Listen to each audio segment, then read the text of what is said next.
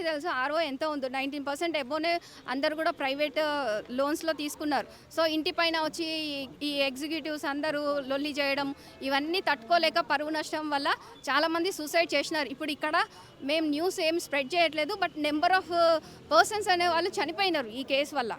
So తనేంటి బాగానే లగ్జరీగా బతుకుతుంది వచ్చి మళ్ళీ ఉల్టా మనం అడిగిన వాళ్ళకి ధమ్కి ఇవ్వడము, తన పర్సనల్ లైఫ్ని హ్యాపీగా లీడ్ చేస్తుంది. సో తనకి ఎవరు పిల్లలు అది ఇది అని ఏం లేదు, ఒక ఫ్యామిలీ కూడా లేదు. సో ఆమె సింగిల్ ఉమెన్ లాగా. సో తను తన లగ్జరీస్ని ఎంజాయ్ చేస్తుంది. కానీ ఫ్యామిలీ ఉన్న వాళ్ళకి అలా కాదు. ఫ్యామిలీ వాళ్ళు రెస్పాన్సిబిలిటీ ఉన్నారు కాబట్టి ఇప్పుడు చనిపోలేరు, బతకలేరు. అట్లాంటి సిచ్యువేషన్లో కామన్ మ్యాన్ లీడ్ చేస్తున్నారు.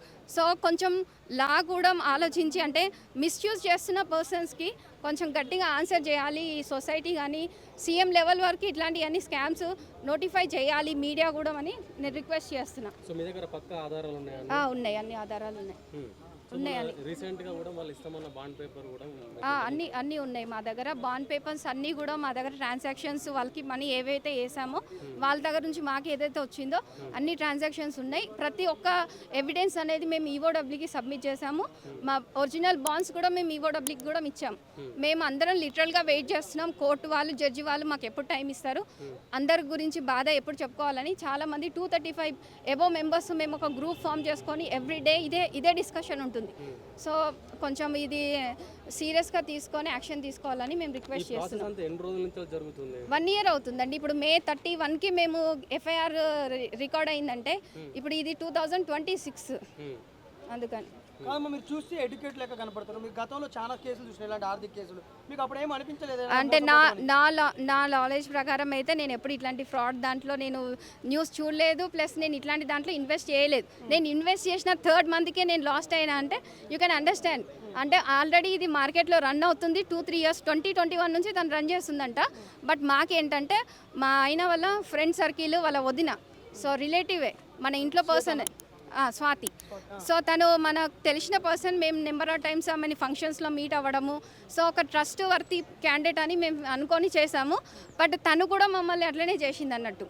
అంటే నియర్ బై డిఎస్కి కూడా అలానే చేసింది తను. ఇంత పెద్ద మొత్తంలో పెట్టుబడి పెట్టిరు. ఇప్పుడు ప్రభుత్వం ద్వారా ఒక కోర్టు ద్వారా పోయినా, సివిల్ ద్వారా రికవరీ గురించి అని కాదు. రికవరీ కాకపోయినా అట్లీస్ట్ జస్టిస్ అనేది జరగాలి. అంటే పనిష్మెంట్ జరగాలి కదండి. ఇప్పుడు ఇంత అమౌంట్ ఏ విధమైందంటే జైల్లో పెట్టాలి. వాళ్ళకి ప్రాపర్గా వాళ్ళు ఏదైతే మా డబ్బుల పైన తీసుకున్న ప్రాపర్టీస్ని సీజ్ చేయాలి. ఎవరైతే నీడీ పీపుల్స్ ఉన్నారో వాళ్ళకి గవర్నమెంట్ నుంచి వాళ్ళకి హెల్ప్ఫుల్ ఉండాలి కదండి. ఇప్పుడు అక్కడ చనిపోయిను అట్లాంటి పర్సన్స్కి ఎంతో కొంత అమౌంట్ అన్నీ ఇవ్వాలి కదా. వాళ్ళు ఎట్లా సర్వైవ్ అవుతారు హెడ్ ఆఫ్ ద ఫ్యామిలీ పోయినప్పుడు? ఇప్పుడు నేనే ఉన్నా ఎడ్యుకేటెడ్, నేను ఒక బీటెక్ గ్రాడ్యుయేట్ అండి. నేను బీటెక్. ఇప్పుడు నాకే ఒక చిన్న బాబు ఉన్నాడు. హెడ్ ఆఫ్ ద ఫ్యామిలీ ఎవరైనా మిస్ అయినప్పుడు మనం చేయలేం కొన్ని థింగ్స్ని. ఫ్యామిలీకి చూడాలా, బయట వెళ్ళి చేయాలా, మనం కొంచెము ఇమీడియట్గా అందులో నుంచి రాలేము. అదొక ట్రోమా ఉంటుంది. సో ఇట్లాంటి పర్సన్స్కి గవర్నమెంట్ నుంచి కొంచెమన్నా రికవరీ అనేది జరగాలి. అట్లీస్ట్ 50% అన్నా రికవరీ అవ్వాలి కదండి. అవంతా మేము కష్టపడి సంపాదించినే కదా. మేము ఎక్కడ ఏమి స్కామ్ చేసి లేకపోతే ఇంకేం చేయలే. ఈవెన్ మేము లోన్ తీసుకున్నప్పుడు మేము 4 lakhs తీసుకుంటే ఇంట్రెస్ట్తో కలిపి 5 lakhs పే చేస్తున్నాం. అంటే ఓవర్ బర్డెన్ మాకే కదా. కామన్ మ్యాన్ ఎందుకు తీసుకోవాలి? ఇట్లాంటి స్కామ్ వాళ్ళకి మీరు హెల్ప్ఫుల్ ఉంటున్నారు. గవర్నమెంట్ కానీ లా సిస్టమ్స్ కానీ అందరు కూడా హెల్ప్ఫుల్గా ఉంటున్నారు. కామన్ మ్యాన్ కోసం ఎవరు ఫైట్ చేయట్లేదు ఇక్కడ. అత్యాశ ఇది ఎక్కడ కూడా పాసిబులే కాదు. ఏ ప్రైవేట్ సెక్టర్లో కానీ ఏ షేర్ మార్కెట్లో పెట్టినా కూడా 10% ఇవ్వడం అనేది అంటే ఇప్పుడు అది తెలిసినా కూడా మీరు ఎడ్యుకేటెడ్ అంటారు. ఎట్లా మోసపోయారు మీరు? అంటే అత్యాశపోయినట్టే కదా మీరు. అవును, అంటే ఇప్పుడు అది ఒక బిజినెస్ ట్రాక్టిక్ అని మేము అనుకున్నాం.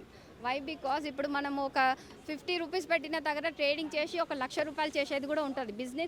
బిజినెస్ అనేది దాంట్లో వాళ్ళు ఉన్నారు కాబట్టి మనకు ఆ స్టాక్ మార్కెట్ అంత అవైలబుల్ అంటే మనకు అంత నాలెడ్జ్ లేదు కాబట్టి సో వాళ్ళు మనకు ప్రతిసారి షేర్స్ పెట్టడము, ట్రేడింగ్ అని చూపించినారు. లైవ్గా మనకు కొన్ని స్క్రీనింగ్ పైన చూపించినారు. సో దానివల్ల మేము బిలీవ్ చేయాల్సి వచ్చింది. అసాధ్యం అది ఇప్పుడు అర్థమైంది. ఇప్పుడు అర్థమైన తర్వాత మేము మనీ లాస్ట్ అయ్యాం. అది